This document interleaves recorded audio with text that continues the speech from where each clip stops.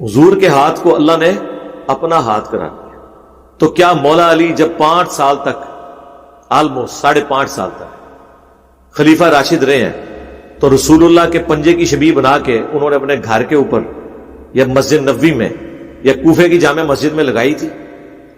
Time قیامت تک جو جواب دینا جائے اس گل کا۔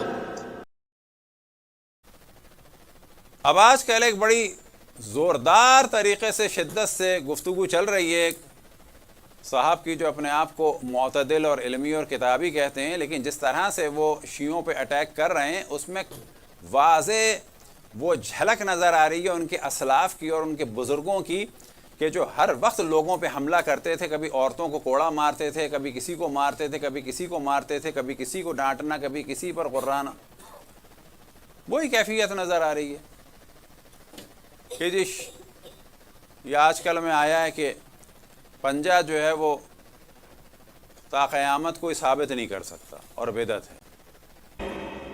حضور کے ہاتھ کو اللہ نے اپنا ہاتھ قرار دیا، تو کیا مولا علی جب 5 سال تک، آلموسٹ 5.5 سال تک خلیفہ راشد رہے ہیں، تو رسول اللہ کے پنجے کی شبیہ بنا کے انہوں نے اپنے گھر کے اوپر یا مسجد نبوی میں یا کوفے کی جامع مسجد میں لگائی تھی؟ ٹائم قیامت تک جو جواب دینا جائے اس گل کا۔ بابا پہلی بات یہ دیکھو کہ بدعت ہوتی کیا ہے۔ اگر یہ بدعت ہے بھی تو جس نے پورے دین کو ڈھا دیا پہلے اس کی خبر لو۔ یعنی یہاں پر دیکھا جائے گا کہ اگر کوئی شیعہ بدعت کر بھی دے تو یہ عوام شیعہ کی بدعت زیادہ خطرناک ہوگی، یا جنہوں نے اشرف الانبیاء کو دیکھا اور انہوں نے بدعتیں کی وہ زیادہ خطرناک ہوگی؟ کیا ہوگی زیادہ خطرناک؟ مثال کے طور پر اشرف الانبیاء کے دور میں جو سال کی ابتدا تھی وہ ربیع الاول سے ہوتی تھی، اس کو ہم نے پہلے بھی ڈسکس کیا، اب انشاءاللہ تفصیل سے ڈسکس کریں گے۔ یہ جو محرم سے سال کی ابتدا ہوئی ہے یہ بدعت تھی، یعنی تفصیل سے کہا جا سکتا ہے کہ اسلامی سال جو سنت نبوی ہے وہ ربیع الاول سے شروع ہوتا ہے، اور اسلامی کیلنڈر جو بدعت عمری ہے وہ محرم سے شروع ہوتا ہے۔ کرو ڈسکس اس کو، بدعت کو۔ اشرف الانبیاء نے حج تمتع کا حکم دیا، کفار حج تمتع نہیں کرتے تھے، انہوں نے اور ان کے ساتھیوں نے اشرف الانبیاء کے اس حکم کی مخالفت کی اور حج تمتع کو ختم کیا، یہ بدعت ہے۔ قرآن میں طلاقیں ایک کے بعد ایک ہوتی ہیں، یاد رکھیں۔ یہ ہمارے یہاں بھی لوگ بہت زیادہ گمراہ ہو چکے ہیں اس معاملے میں کہ کسی کی طلاق ہو جاتی ہے تو پوچھا جاتا ہے، خود میں بعض دفعہ پوچھتا ہوں بات سے کہ اب کیا ارادہ ہے، دوبارہ رہنا ہے ساتھ؟ تو ایک بڑی تعداد کہتی ہے اب کیا ہو سکتا ہے۔ نہ، اس معاملے میں اس کا مطلب ہے کہ ہم نے قرآن کو اور رسول اللہ صلی اللہ علیہ وسلم کو اور مولا امیر المؤمنین کو اور جناب سیدہ امام حسن امام حسین کو اور اسلام باقی کو چھوڑ دیا ہے، اس کا مطلب ہے۔ یہ خلیفہ دوم کی بدعت تھی، ایک وقت میں 3 طلاقیں۔ قرآن کے اعتبار سے ایک طلاق ہوگی، یا آپ لوگ بھی جان لیں، یہ جو گھر برباد ہوئے اہل سنت میں لاکھوں کی تعداد میں، اور حلالے کا کارخانہ کھلا ہے مولویوں کے لیے، اس بدعت کی ابتدا جو ہے وہ انہوں نے رکھی، اس کو پہلے چیلنج کرو۔ علم، تعزیہ، ذوالجناح یہ بات کی چیز ہے، اس کو ہم ڈسکس کریں گے بدعت ہے کہ نہیں ہے۔ بابا یہ نہ اصول دین میں سے ہے نہ فروع دین میں سے ہے، یہ امام حسین کے غم کو بیان کرنے کی چیزوں میں سے ہے، اس میں نہیں بدعت کی بات آتی، اس کو ہم ڈسکس کریں گے ابھی۔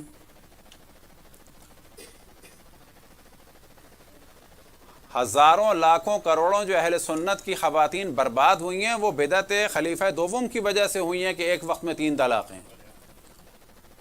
قرآن میں کیا حکم ہے آپ لوگ بھی یاد رکھیں، کسی کا گھر برباد ہو تو دین رسول اللہ اس کو بتائیں، نہ کہ دین جناب عمر۔ دین رسول اللہ یہ ہے کہ ایک طلاق ہوگی یعنی طلاق رجی، یعنی مرد نے طلاق دے دی، ہو گئی طلاق، فرض کریں کہ ہو گئی، فرض کریں نشے میں نہ ہو، غصے میں نہ ہو، مذاق نہ کر رہا ہو، یہ دین کا مذاق بنایا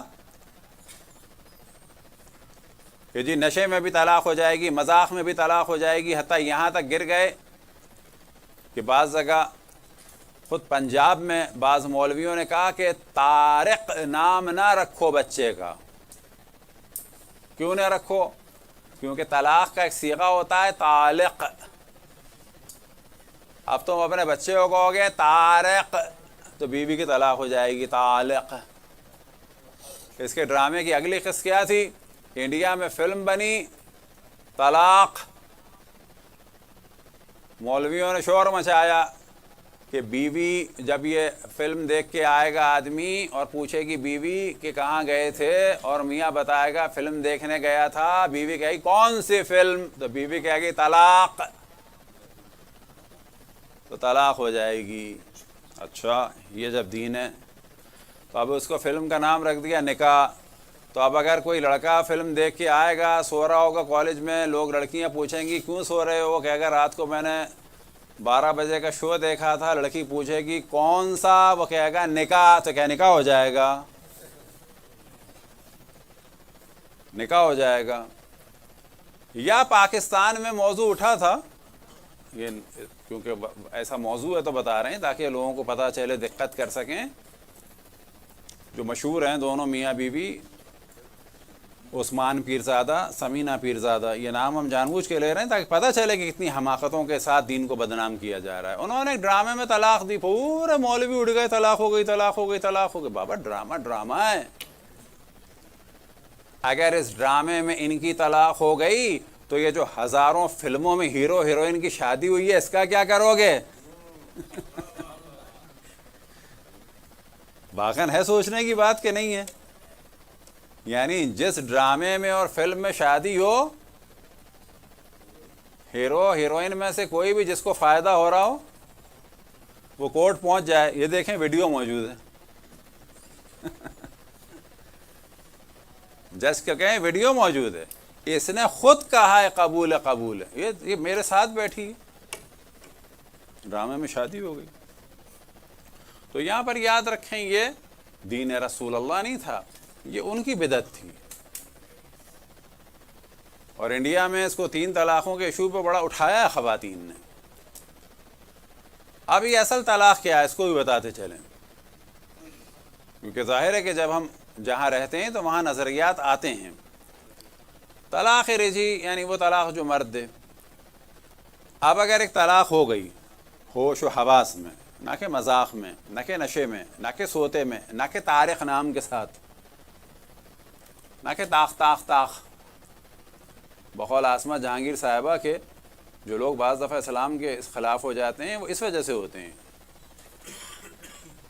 اللہ ان کی مغفرت فرمائے۔ وہ لگتا یہ تھا کہ اسلام کے خلاف ہیں، ہم نہیں کہتے اسلام کے خلاف ہیں، لیکن وہ بولتی تھی بعض دفعہ، کہتی تھی کیا دین ہے، طاق طاق طاق، یہ لو 32 روپے آٹھانے۔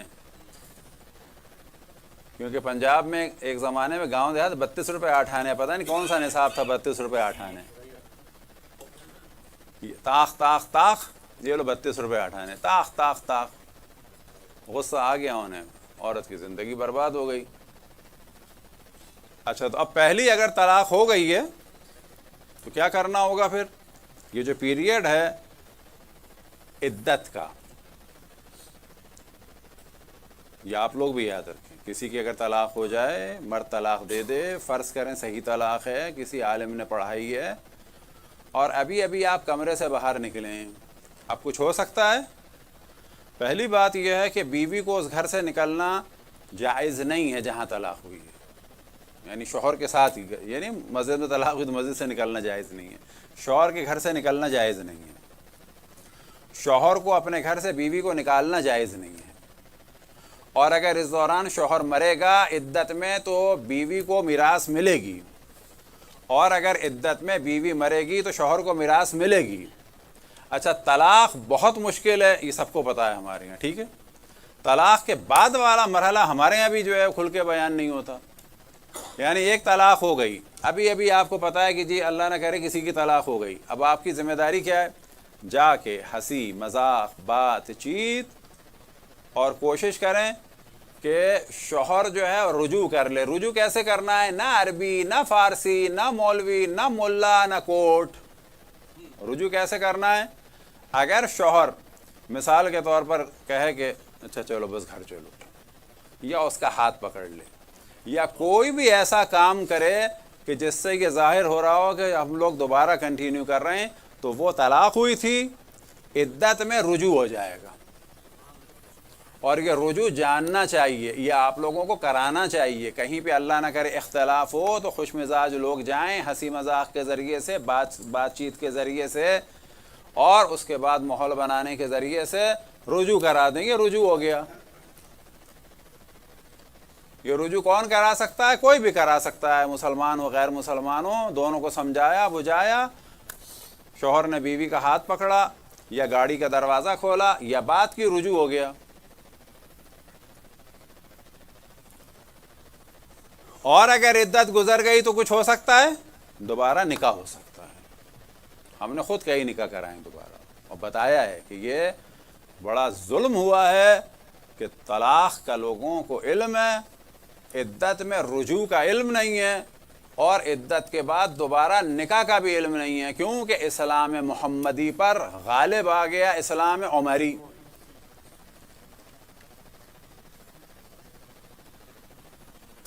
اب فرض کریں طلاق ہو گئی یا رجوع کر لیا یا عدت گزر گئی تو کیا کر لیا؟ دوبارہ نکاح کر لیا، ٹھیک ہے؟ اب طلاق جو دیں گے یہ دوسری طلاق ہوگی۔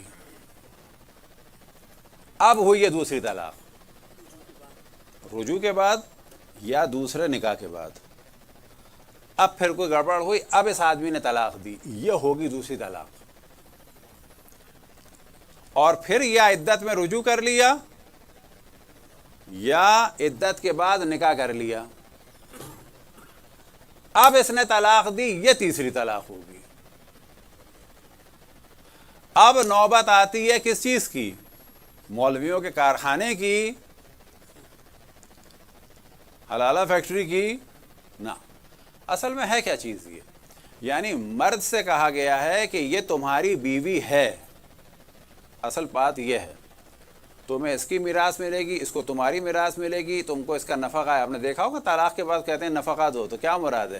اس دوران بیوی کا سارا خرچہ واجب ہے۔ طلاق ہو جائے تو عدت کے درمیان بیوی کی میراث شوہر کو، شوہر کی میراث بیوی کو، بیوی کا کھانا پینا بیماری سب جو ہے وہ شوہر پہ ہے۔ کیوں؟ کہ یہ بیوی ہے اس کی۔ اللہ سبحانہ و تعالیٰ نہیں چاہتا گھر برباد ہو، اللہ نے ارادہ نہیں کیا تھا گھر برباد ہو، خلیفہ دوم نے ارادہ کیا گھر برباد ہو۔ تو انجینئر صاحب اس موضوع کو ڈسکس کیجئے۔ علم تابوت ذوالجناح یہ کیا ہے، یہ اب ہم بیان کریں گے۔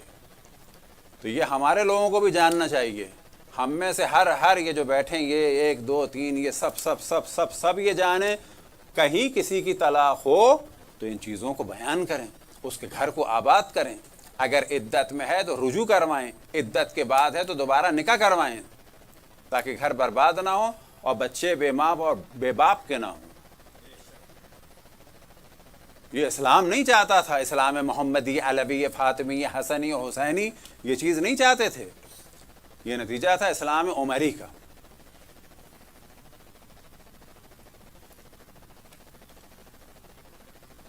تو یہ تھی بدعت۔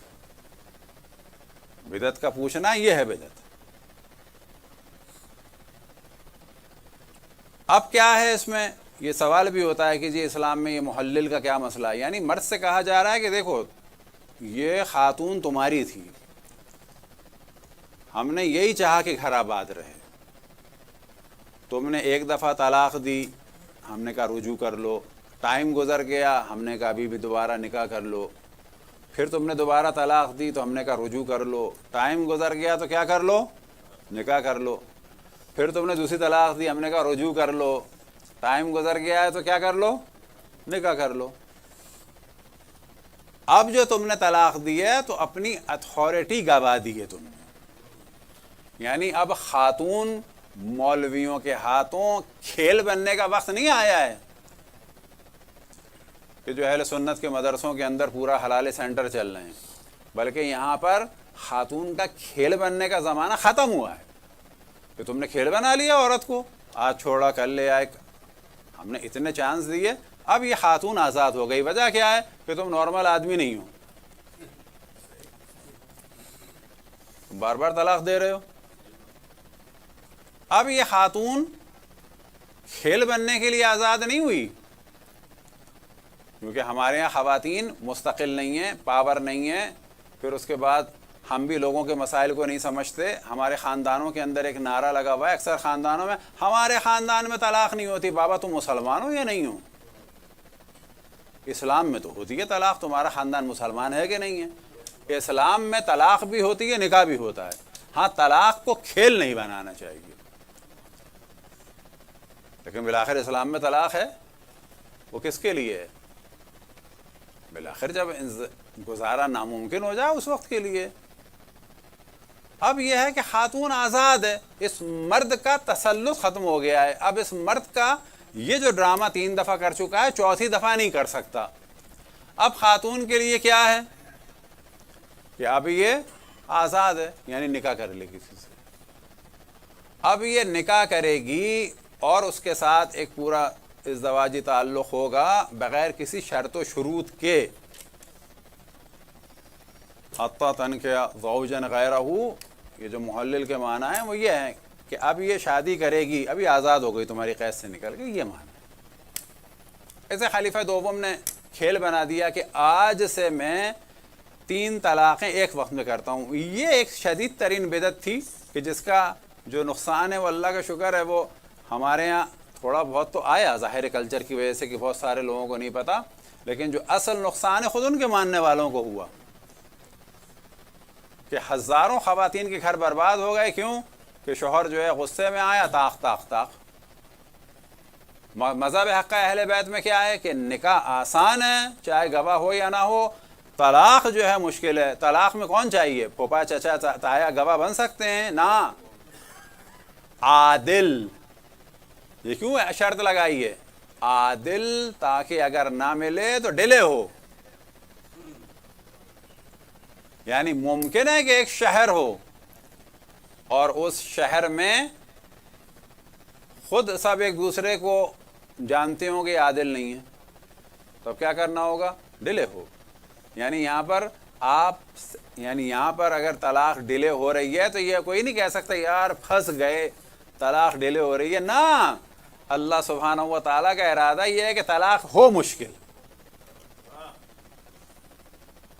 یہ نہیں کہہ سکتے کہ بھائی بڑی مشکل ہو گئی، 1,500 کے 1,500 میں ہمیں کوئی عادل نہیں لگ رہا، فرض کی بات ہے، تو کہا جائے گا خوش قسمتی ہے کہ نہیں مل رہا۔ یا یہ کہ جی سب کے سب آفس گئے ہوئے ہیں، یا یہ کہ جی سب کے سب جو ہیں مثال کے طور پر مصروف ہیں، اس وقت کچھ نہیں ہو سکتا رات کے 2 بجے، بس رات کے 2 بجے نہیں ہو سکتا تو یہ مجبوری ہے۔ نہ، کہا جائے گا یہ اسلام کا حسن ہے یہ، یا ابھی اگر مل جاتے طلاق ہو جاتی، نہیں مل رہا ہے رات کے 1 بجے، تو میاں بیوی سے کیا کہنا ہے؟ یہ جو ہم لوگ فوراً کہتے ہیں بیٹی آؤ ہمارے ساتھ چلو، نا بیٹی جاؤ اسی کے ساتھ جاؤ۔ لڑکے سے بھی کہنا ہوگا جاؤ اسے گاڑی میں بٹھاؤ جاؤ۔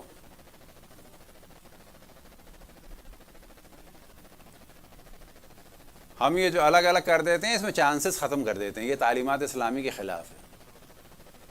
کیا نا جاؤ، کیا ہوگا؟ ممکن ہے مسئلہ شاید حل ہو جائے۔ تو ان موصوف نے کہا کہ آپ آج سے ایک نشست میں 3 طلاقیں ہوں گی۔ اس کو کہتے ہیں ایک نشست میں یا ایک مجلس میں 3 طلاقیں، یا اہل سنت کے حساب سے طلاق مغلظہ، غلیظ۔ تو ظاہر ہے اللہ رسول کے خلاف، چاہے ان کو بڑبڑانا کہا جائے یا ہذیان کہا جائے، سب غلیظ کام ہے۔ اب یہ 3 طلاقیں ایک وقت میں اصل میں ہو ہی نہیں سکتی، واقع نہیں ہو سکتی۔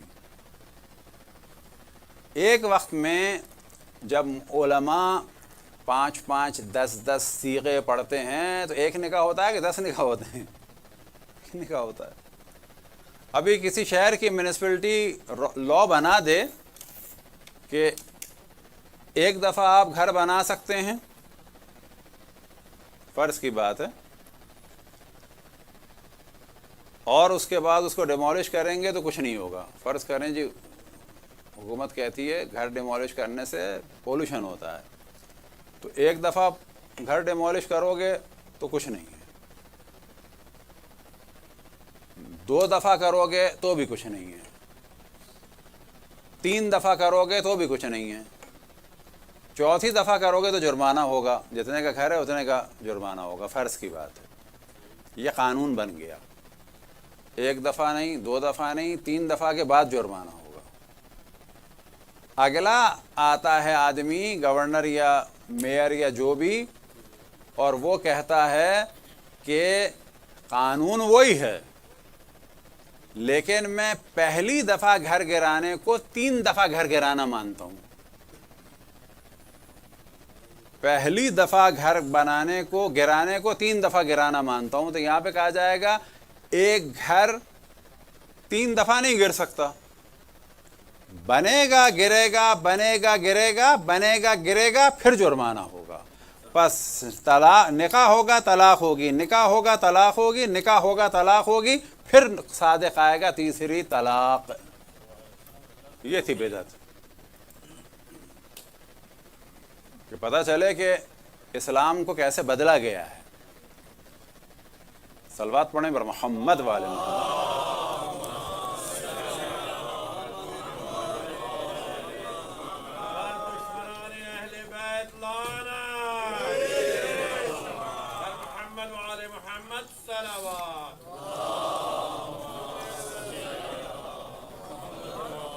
اب بدعت کے بارے میں یاد رکھیں کہ جو ہے ادخال الشیء فی الدین ما لیس فی الدین، کہ دین میں کسی چیز کو داخل کرنا جو دین فی الدین ما لیس فی الدین، کہ دین میں کسی چیز کو داخل کرنا جو دین میں نہیں تھی۔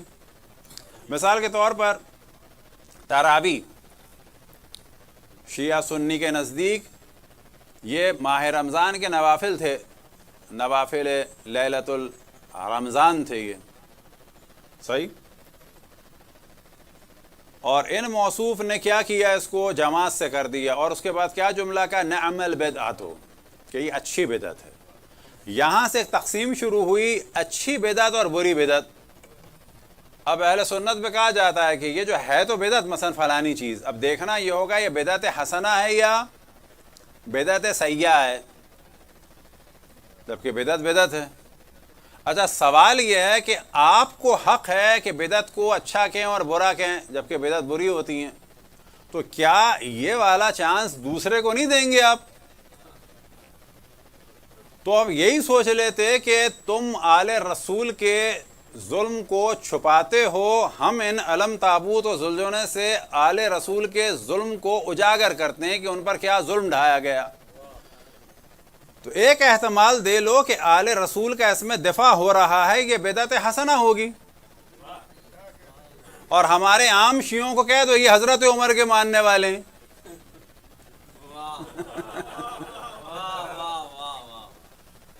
یا کم سے کم ان کا بھی وہی احترام کر لو جو انہوں نے کیا۔ اگر اشرف الانبیاء کے معجزات کو دیکھنے کے بعد کسی کے پاس اتنی گنجائش ہے بدعت کو جاری کرنے کی، تو یہ 1300 سال 1200 سال بعد والوں کو تھوڑی سی تو گنجائش دو۔ اگر دین میں کسی چیز کو شامل کیا جائے، مثال کے طور پہ کیا کہا جائے، ظہر کی نماز 5 رکعت ہے، فجر کی نماز 4 رکعت کر دیا، آج سے یہ بدعت ہوگی۔ مثال کے طور پہ مسلمات میں سے ہے کہ تقریباً سب میں ہی کہ واجب نماز میں 1 سورہ حمد ہے، کوئی اس کو 2 کر دے کہ میں زیادہ موحد ہوں، 2 کر دو۔ یا مثال کے طور پر کوئی اور چیز بڑھا دی جائے کہ 2 سجدوں سے میرا دل نہیں بھرتا، مثلا 10 ہوں تو واقعاً زیادہ وحدانیت نظر آتی ہے۔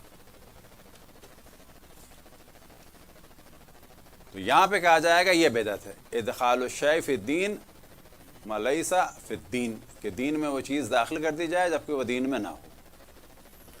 تو اسلام میں ایک اصول دین ہے، فروع دین ہے۔ تو اصول و فروع کی تو بربادی لگا دی. جب اللہ سبحانہ و تعالیٰ کو جسم بنایا جا سکتا ہے، سینسٹیو وہاں ہونا چاہیے. جب ہر معرفت کے منبع کو اور مصدر کو یعنی رسالت کو حجر و ہذیان و بکواس سے نسبت دی جا سکتی ہے، سینسٹیو وہاں ہونا چاہیے.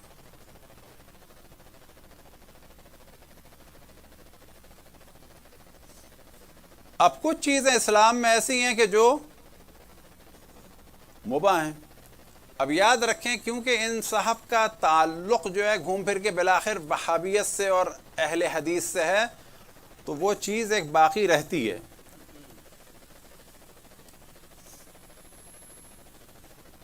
لیکن ہاں چلو جی بنو امیہ وہ کہنا شروع کیا، اچھی بات ہے، لیکن بنو امیہ وہ کہہ کر یہ نہیں ہو سکتا کہ چھوٹے کسی مجرم کو کہہ کر آپ کوئی بارگیننگ کریں کہ بڑے مجرم کے جرم کو چھپا دیا جائے. بنو امیہ کے جتنے بھی مظالم ہیں، کیا یہ کہا جا سکتا ہے کہ 3 طلاقوں کی بدعت جو ہے وہ یزید نے شروع کی ہے؟ کیا یہ کہا جا سکتا ہے کہ یزید نے رسول اللہ کو حجر و ہذیان و بکواس کی نسبت دی؟ بس آج کے دور میں اگر کوئی یہ کہے کہ یہ کام یزید نے کیا تھا تو آپ کو کیا سمجھ میں آئے گا اس سے؟ کہ یزید پر ڈال کے کسی اور کو بچا رہا ہے. تو دین کی بربادی جو ہے وہ بہت سارے لوگوں نے لگائی. دیکھنا چاہیے لگنا شروع کہاں سے ہوئی اور بڑی کس نے لگائی. اور یہ ہم بار بار بتا رہے ہیں کہ یہ ایک نظریہ چل رہا ہے کہ اپنے آپ کو لبرل ظاہر کریں، ایسا ظاہر کریں. دیکھیں ہم تو دشمنان اہل بیت سے نفرت کرتے ہیں، اہل بیت سے محبت کرتے ہیں. اس کے بعد بارگیننگ کی جائے کہ دیکھو اس محبت کی وجہ سے، اور یہ جو میں نے تھوڑا سا بنو امیہ اور معاویہ وہ کہہ دیا، اب تھوڑی سی ڈیلنگ کر لو، ان کو میں نے کہہ دیا ہے تم کسی کو کہنا بند کر دو. یہ بالکل ایسا ہے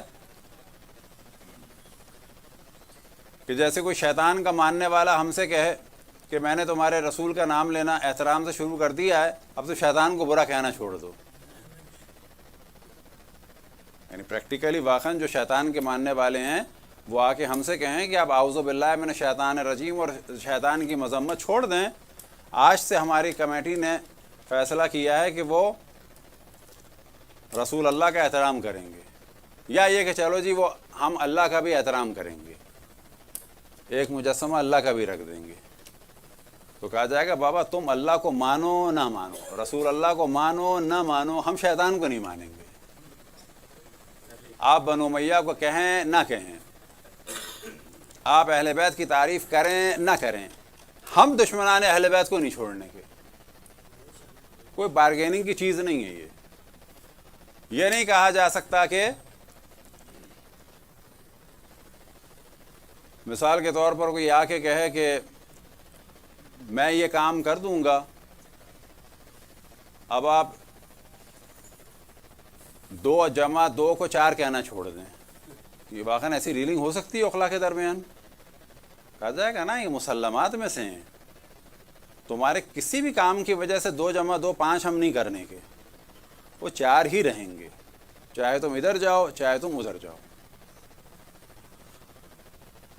اب یہ کہنا کہ یہ پنجہ بدعت ہے قیامت تو کوئی جواب نہیں دے سکتا، تو واقعاً اگر کوئی یہ سوچ ہی لے مثال کے طور پر کہ حجر اسود جو ہے اس کے اوپر چاندی چڑھائیے، قرآن سے ثابت کرو اور قیامت تک تم جواب نہیں دے سکتے، تو واقعاً کوئی نہیں دے سکتا. کوئی دے سکتا ہے جواب؟ یعنی واقعاً کوئی جواب دے سکتا ہے کہ حجر اسود کے اوپر چاندی ہے قرآن سے ثابت کرو؟ حجر اسود کی شکل ایسی ہونی چاہیے، چاندی چڑھا کے جو کر دیا اس کو اوول شیپ میں اس کا وہ، یعنی واقعی قرآن سے آپ ثابت کریں گے. اچھا بس قرآن سے ثابت نہ کریں تو بدعت کر دیں. بابا حجر اسود جو ہے وہ ٹوٹ گیا تھا، ٹوٹنے کے بعد اس پر خول چڑھایا، خول چڑھانے کے لیے یا لوہا ہوتا ہے یا سونا ہوتی ہے یا چاندی ہو گئی، اس کے لیے قرآن و حدیث کی ضرورت نہیں ہے. اب جو اس کا شیپ ہے بالآخر یا اسکوائر ہوتا ہے، ریکٹینگل ہوتا ہے یا سرکل ہوتا ہے یا اوول ہوتا ہے، بالآخر کوئی تو ہوتا. آپ جو بھی شیپ کرتے اس کے بارے میں یہی سوال ہوتا.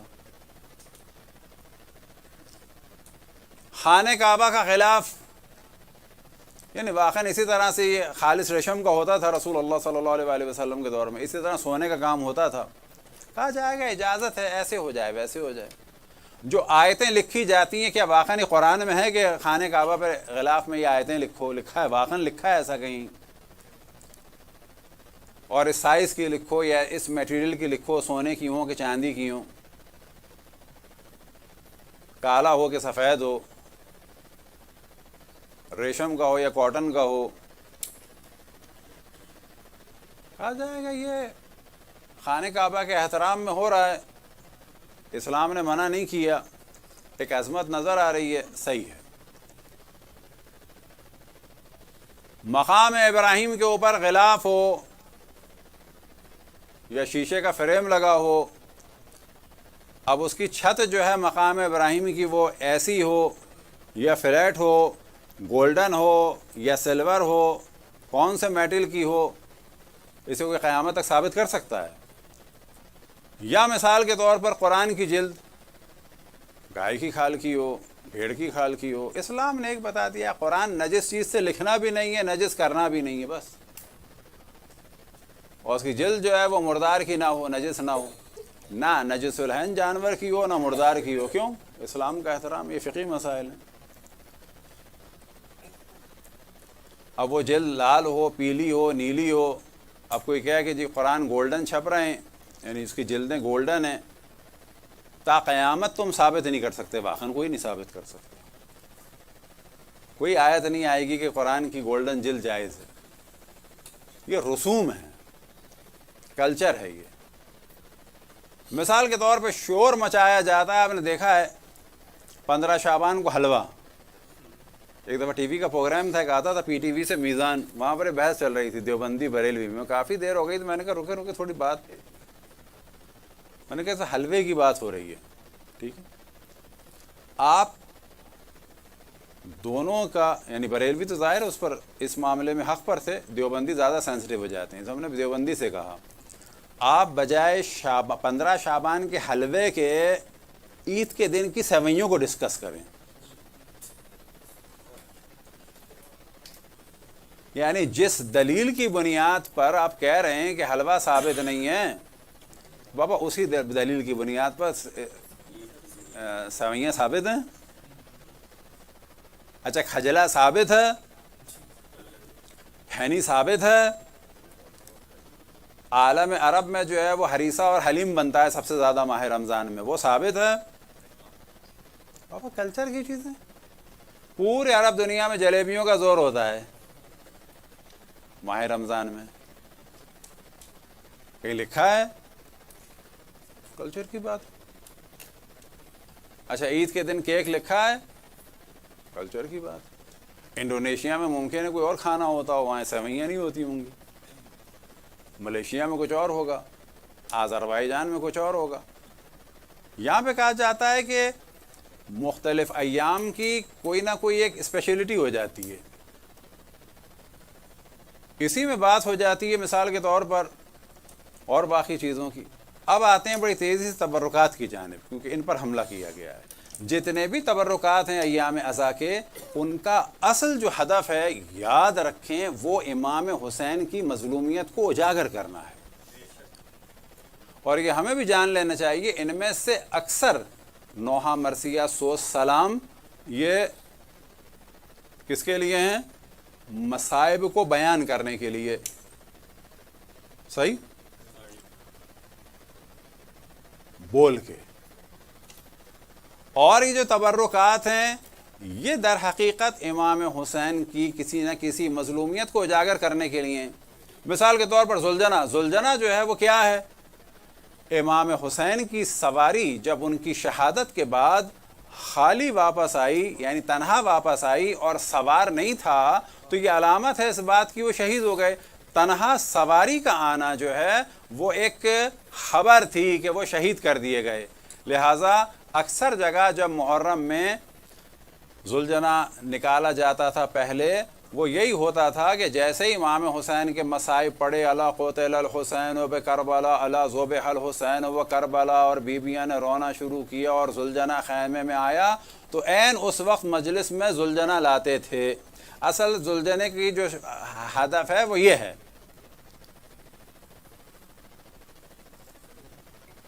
کیا اس کے لیے دلیل چاہیے؟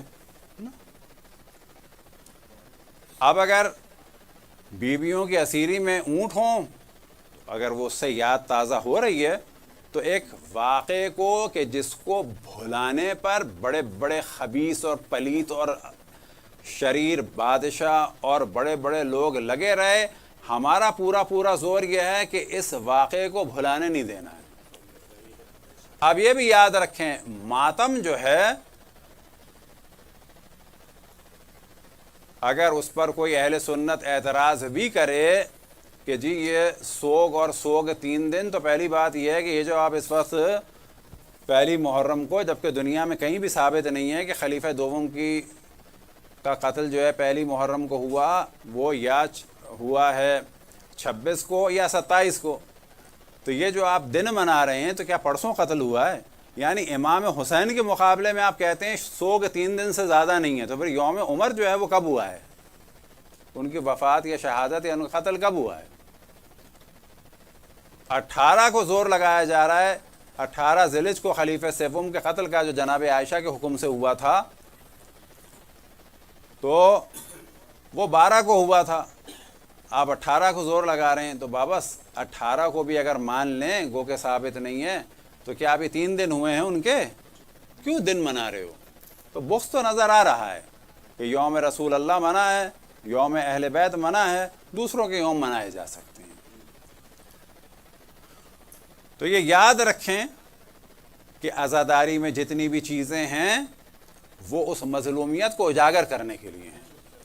اگر یہ چیزیں نہ ہوتی، یہی نوحہ مرثیہ، سوز، سلام، گریہ، ماتم، چاہے ہاتھ کا ماتم ہو، خما کا ہو، زنجیر کا ہو، تو اس کو سوگ سے زیادہ دیکھنے میں اس کو مظلوم کی مظلومیت کو پروپیگیٹ کرنے کے آلات میں سے ماننا چاہیے۔ جناب حضرت علی اصغر کا جھولا، چاہے وہ لکڑی کا ہو اور چاہے وہ لوہے کا ہو، چاہے وہ چھوٹا اتنا سا ہو، اتنے بھی ہوتے ہیں، اور چاہے وہ بڑا ہو، اصل ہدف یہ ہے کہ رسول کے نواسے کے 6 مہینے کے بیٹے کو میدان کربلا میں بھوکا پیاسا تیر مار کر نبی کے نواسے کی آغوش میں قتل کر دیا گیا تھا۔ اصل ہدف جھولے کا یہ ہے، چاہے وہ کسی بھی سائز کا ہو، بالکل ویسے ہی۔ اب اس کے لیے کوئی دلیل کی ضرورت نہیں ہے۔ اہل حدیث اور ساتھ میں سلفی اور وہابی ٹائپ کے لوگوں کے ایک فلسطین کے لیڈر شیخ احمد یاسین، شیخ احمد یاسین کو اسرائیل نے مارا جبکہ وہ معذور تھے۔ کس پر تھے؟ ویل چیئر پہ۔ ان کی وفات جب بھی منائی جاتی ہے ویل چیئر اٹھائی جاتی ہے۔ اب یہاں سوال کیا جائے، ویل چیئر قرآن میں ہے، ویل چیئر جو ہے وہ رسول اللہ صلی اللہ علیہ وآلہ وسلم کی کسی حدیث میں ویل چیئر جو ہے خلیفہ اول و دوم و سوم نے اٹھائی تھی کسی کے موت پہ، کہا جائے گا نا یہ سمبل کے طور پر۔ اچھا کس کے سمبل کے طور پر ہے؟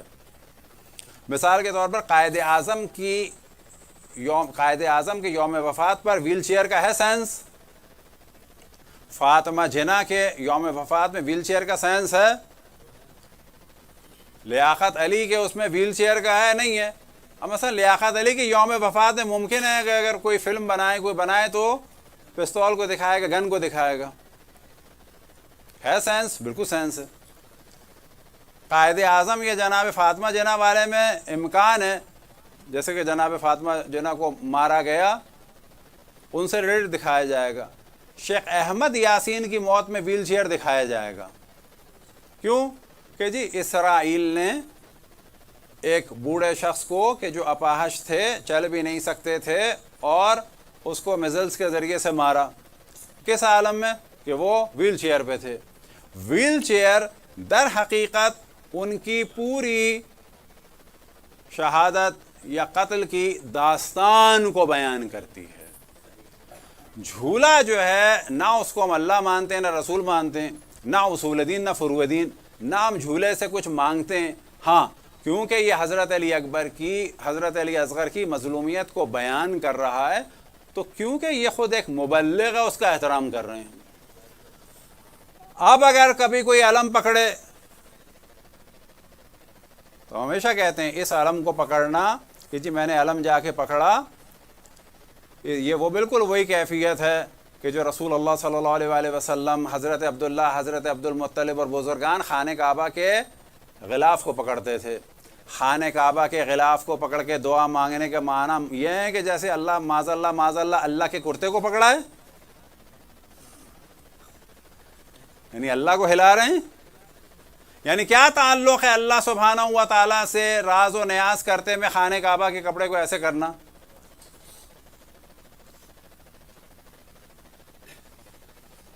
تو جتنے بھی تبرکات ہیں ان کو لاجیکلی ڈسکس کرنا چاہیے، جاننا چاہیے، اور عزاداری میں جو سب کو پرابلم ہے کہ جی دیکھا تو نکاح ٹوٹ جائے گا، یہ ساری چیزیں ہم نے پہلے بھی بیان کی، وہ ساری بات ہی یہ تھی کہ یہ مظلومیت آگے بڑھے نا، اور ہمارے علماء نے اتنا ہی کام کو آگے بڑھایا، لہٰذا کبھی بھی کسی نے بھی سوال کیا کہ ایسا کر سکتے ہیں، ایسا کر سکتے ہیں، یہ کام کر سکتے ہیں، یہ کام کر سکتے ہیں، ہمیشہ علماء نے جواب دیا اگر اس کے ذریعے سے کربلا کے کسی واقعے یا کربلا کی کسی حادثے کی جانب توجہ ہوتی ہے اور پردہ اٹھتا ہے، اور اس کام کی وجہ سے کربلا کا ایک خاص موضوع بھلائے جانے سے محفوظ ہو جاتا ہے، پریزرو ہو جاتا ہے، دشمنوں کی سازش سے بچ جاتا ہے، تو وہ سارے کام جو ہیں وہ ثواب ہیں۔ کس عنوان سے؟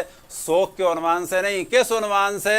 فروع دین کے عنوان سے نہیں، کس عنوان سے؟ اصول دین کے عنوان سے نہیں کہ اس کو بدعت کہا جائے، اس عنوان سے کہ رسول و آل رسول کی مظلومیت کو جو چھپایا جا رہا ہے، اور ظالموں کو کہ جن پر خداوند تبارک و تعالیٰ کی اور انبیاء کی اور ملائکہ کی اور انبیاء کی اور اوصیاء کی اور تمام مومنین جن و انس کی لعنت ہو، ان کے جرائم کو چھپایا جا رہا ہے، تو ہم ان جھولوں کے ذریعے، علم کے ذریعے، تابوت کے ذریعے، بیڑیوں کے ذریعے، توق کے ذریعے، زنجیروں کے ذریعے، اور دنیا بھر میں سینکڑوں قسم کے جو تبرکات ہیں، یہ پوری ایک فہرست ہے۔ ان سب کے پیچھے جو ہدف ہے وہ آل رسول کی مظلومیت کو چھپانے کی سازش کو ناکام کرنے کے لیے ہے۔ صلوات پڑھیں بر محمد والے